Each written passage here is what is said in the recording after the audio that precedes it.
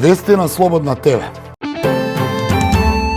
На 1 октомври, еден ден пред одржувањето на парламентарните избори во Бугарија, председателот Стево Пендаровски заедно со председатели од регионот и пошироко во Софија ќе учествуваат на состанокот по повод пуштањето во употреба на интерконекторот меѓу Бугарија и Грција. Македонскиот председател во Софија заминува на покана на бугарскиот председател Румен Радев, а освен нив двајца на состанокот ќе учествуваат и председателите на Азербејџан, Србија и Романија, како и председателката на Европската комисија Урсула фон дер Лајен.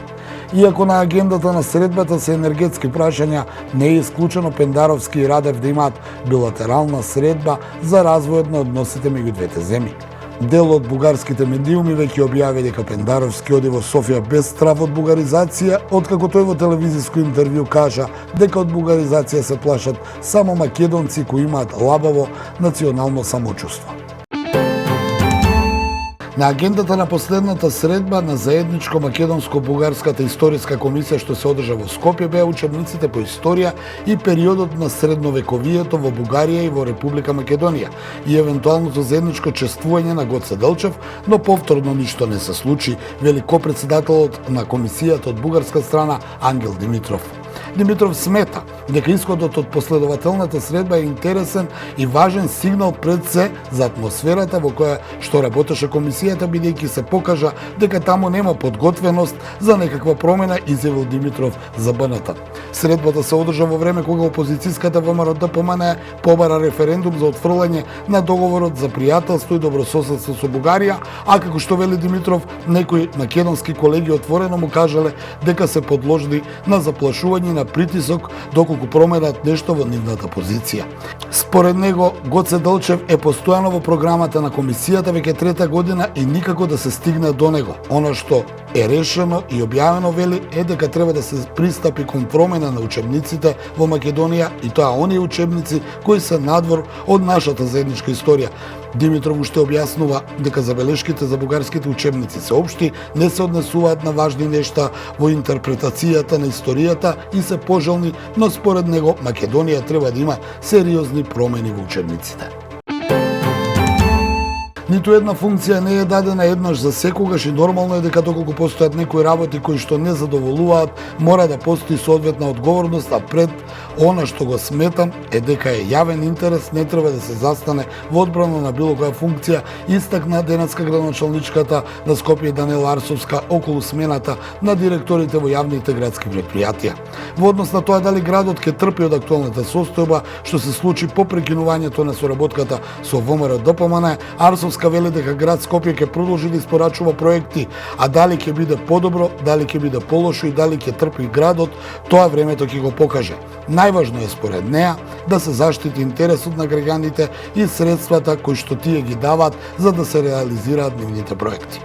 Ревизијата во предпријатијата кои останаа без директори уште не е започната и дека таа ќе покаже дали добро работела. Арсовска тврди дека имала комуникација со нив, дека соработувала, но дека не сака да влегува во политички пресметки со оние кои влијаеле врз овие личности да постапат како што постапиле. Од ВМРО-ДПМН е денеска со реакција во која наведуваат дека поради немањето на соодветна и нормална комуникација што треба еден градоначалник на град Скопје да има за добробит на градот, како и поради неисполнувањето на обврските од ветенето од програмата за модерна Скопје, поради кој и беше дадена довербата на градоначалничката Арсовска, но и незината силна инволвираност во сомнителни криминогени сделки, ВМРО-ДПМН во целост се оградува од однесувањето на Арсовска и градоначалниците на ВМРО-ДПМН нема да присуствуваат на ниту еден настан на градоначалничката Арсовска. Документот објавен од политичка партија е строго доверлив, соопшти Македонското министерство за одбрана, откако опозицијската партија ВМРО-ДПМН се повикаа на документ со кој, како што тврдат, премиерот Димитар Ковачевски не заминал во војска и го повикаа да објасни зошто во 2001 година избегнал да служи воен рок. Политичките партии и поединци додаваат од Министерството за одбрана во своите настапи и обиди да придобијат политички поени, да стојат понастрана од припадниците на Министерството за одбрана и армијата, да не ги поттикнуваат на извршување на кривични дела со кои го нарушуваат сопствениот, но и угледот на Министерството и на армијата. Министерството за одбрана согласно своите надлежности, постапувајќи по закон и штитејќи ги интересите на државата и на граѓаните, отвара постапка за утврдување на одговорност за несовесно ракување и неовластено објавување на документи со класифицирана содржина, посочуваат од Министерството за одбрана.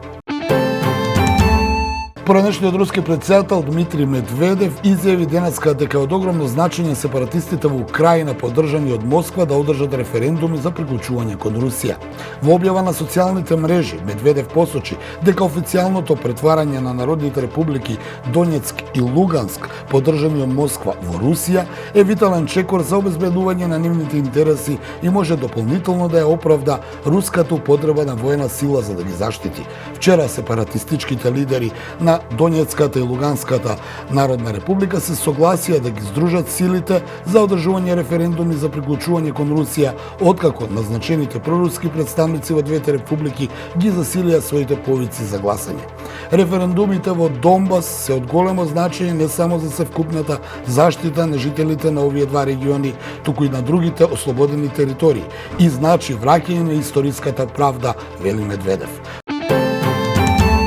Денеска во Њујорк започнува дебатата на Генералното собрание на Обединетите нации, на која светските лидери ќе се обратат на 77-та сесија на Генералното собрание во време кога светот е зафатен од климатски катастрофи, несигурност со храна и војни, а и самите Обединети нации минуваат низ длабоки поделби. Во текот на една недела, околу 150 шефови на држави од целиот свет треба да се обратат на големиот годишен дипломатски собир кој се одржува во живо по 2 години работа од далечина поради пандемијата на COVID-19. Опасностите од руската инвазија ќе бидат во центарот на оваа дипломатска недела на високо ниво, а украинскиот председател Володимир Зеленски утре ќе зборува преку видеоврска. За вакво обраќање беше потребна посебна дозвола од земјите членки, бидејќи според прописите сите лидери мора да се обратат во живо. Рускиот и кинескиот председател Владимир Путин и Си Џинпинг не учествуваат на овогодинешното Генерално собрание на Обединетите нации. Британското министерство за одбрана објави дневен извештај на своите разузнавачи за ситуацијата во Украина, во која се тврди дека командата на руската црноморска флота ги преместила своите подморници од класата Кило од матичното пристаниште Севастопол на Крим во Новосириск во Краснодарскиот крај во Јужна Русија, бидејќи се плашат да не бидат нападнати. Според британските разузнавачи, една од главните причини на Путин за анектирањето на Крим во 2014 година била токму можноста таму да задржи руската флота. Сепак, безбедноста на таа флота сега е директно загрозена, сметат британските разузнавачи. Ова беа најновите вести на Слободна ТВ.